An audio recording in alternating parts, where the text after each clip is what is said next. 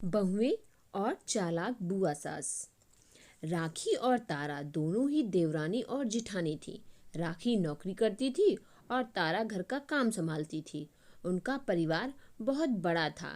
सास ससुर और उनके दोनों के बच्चे, कुल मिलाकर घर में 10 लोग थे। और आज कई सालों के बाद उनकी बुआ सास अपने भाई के पास रहने आई थी।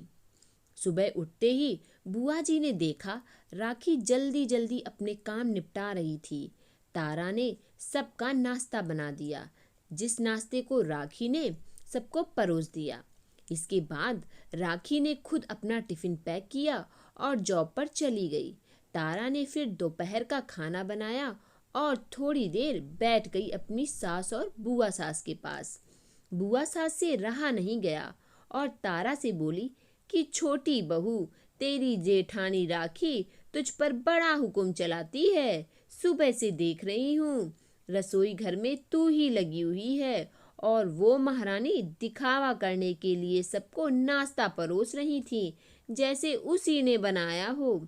ये सुनते ही तारा ने अपनी बुआ सास की तरफ देखा और बड़ी प्यार से कहा, नहीं, ऐसी कोई बात नहीं है बुआ जी, राखी बहुत अच्छी हैं।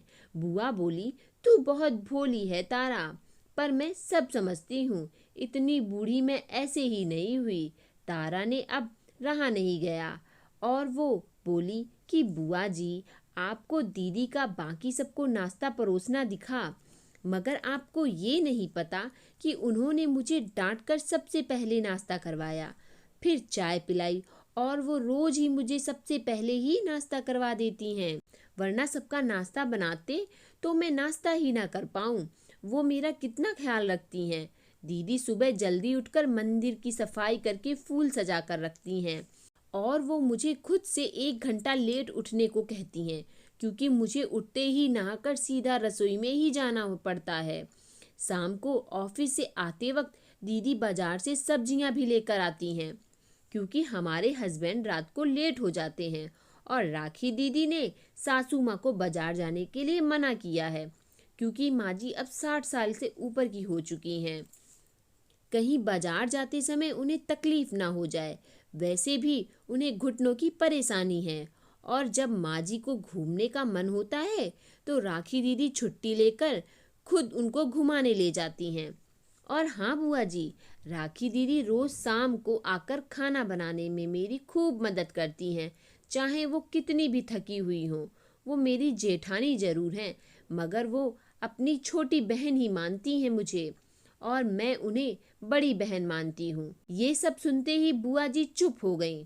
शायद उसकी चुगली तारा के आगे फेल हो चुकी थी। शाम को राखी दीदी थैली तारा को पकड़ाते हुए बोली कि तारा, सब्जियों के साथ वाले थैले में तुम्हारी फेवरेट लेखक की किताब भी लाई हूँ। ये सुनकर तारा खुश हो गई और बोली, थैंक्स दीदी। तारा ने सब्जी की थैली किचन में रखी और किताब रखने के लिए अपने कमरे में चली गई। तभी बुआ जी ने राखी को आवाज दी, बड़ी बहू जरा यहाँ आना। राखी बोली, जी बुआ जी। तभी बुआ जी बोली कि तुम इतनी मेहनत करके कमाती हो और ऐसे ही फालतू किताबें खरीदकर पैसों की बर्बादी कर रही हो, वो भी अपनी देवरानी के लिए। वो तो वैसे भी घर में करती ही क्या है, तुम दिन भर मेहनत करती हो और वो घर पर आराम करती हैं। इस बात पर दीपा मुस्कुराई और बोली, क्या बुआ जी, आराम? और तारा, उसे तो कह कह कर आराम करवाना पड़ता है। सुबह से बेचारी लगी ही रहती है। किचन में सबकी अलग अलग पसंद, मेरे और उसके मिलाकर 4 बच्चों का टिफिन, सब वो ही तो करती है। फिर भी उसके चेहरे पर हमेशा एक सुंदर सी मुस्कान ही रहती है। सुबह की चाय पीने का समय भी नहीं रहता उसे। और जब दोपहर बच्चे आते हैं, फिर उनका खाना, उनकी पढ़ाई सब वही देखती है। वो है, इसलिए मुझे बच्चों की चिंता भी नहीं रहती और मैं अपना पूरा ध्यान ऑफिस में लगा पाती हूँ। कुछ दिनों पहले ही प्रमोशन मिला है। मम्मी पापा की दवाई कब खत्म हुई और कब लाना है, ये सब वो ही ध्यान रखती है। घर पर भी कभी कौन सा रिश्तेदार आता है, उनकी सेवा भी वही करती है। और बुआ जी, घर पर रहकर घर और बच्चे संभालना कोई छोटी बात नहीं है। मेहमानों की भी आओ भगत तारा बिना किसी शिकायत के करती है। उसे तो बस पढ़ने का शौक है। फिर क्या मैं अपनी छोटी बहन की छोटी सी इच्छा को भी पूरी नहीं करूँगी? अगर उसकी इच्छा मैं पूरी नहीं करूँगी तो कौन करेगा? अब तो बुआ जी पूरी तरह से ही बोलती बंद हो चुकी थी। फिर राखी भी अपने कमरे में चली गई। ये सारी बातें राखी की सास पीछे खड़ी हुई सुन रही थी। वो बुआ के पास आकर बोली कि जिज्जी, ये दोनों देवरानी जेठानी जरूर हैं, मगर इनका प्रेम दो सगी बहनों से भी ज्यादा बढ़कर है। ये दोनों ही एक दूसरे का अधूरापन पूरा करती हैं। मेरे घर की मजबूत नींव हैं ये दोनों।